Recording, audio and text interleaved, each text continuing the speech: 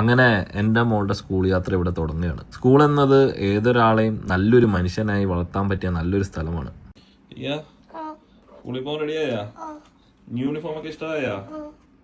സ്കൂളിൽ നിന്ന് പഠിക്കുന്നത് എല്ലാം ഹൃദയത്തിൽ സംഗ്രഹിച്ചാൽ വയസ്സായാലും തുടർന്നുകൊണ്ടേയിരിക്കും. പക്ഷേ എനിക്ക് എൻ്റെ സ്കൂൾ കാലം ഒരിക്കലും ഓർക്കാൻ ആഗ്രഹമില്ലാത്തൊരു കാലമാണ്. അത് എൻ്റെ മോൾക്ക് വരാതിരിക്കാൻ ഞാൻ നന്നായി എഫേർട്ട് ഇട്ട് സ്കൂളിനെ കുറിച്ചും അവിടുത്തെ കാര്യങ്ങൾ എങ്ങനെയാണ് ഇൻക്ലൂഡിങ് ഇൻഫ്രാസ്ട്രക്ചർ വരെ നോക്കി. എൻ്റെ മോൾക്ക് നല്ലൊരു എക്സ്പീരിയൻസ് ആയിരിക്കണം ഈ സ്കൂൾ ജീവിതം എന്ന് ഞാൻ ആഗ്രഹിക്കുന്നു. PTA മീറ്റിംഗിൽ കൊച്ചിൻ്റെ കംപ്ലയിൻസ് കേട്ട് കുട്ടികളെ ക്രൂശിക്കുന്ന പാരൻസിനെ എനിക്കറിയാം.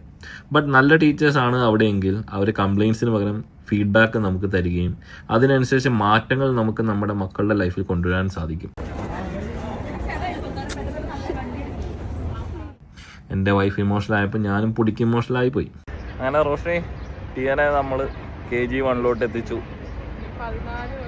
14 കൊല്ലം പല പല സ്കൂളാണോ ഒരു സ്കൂളാണോ എന്നുള്ളത് കണ്ടറിയാം.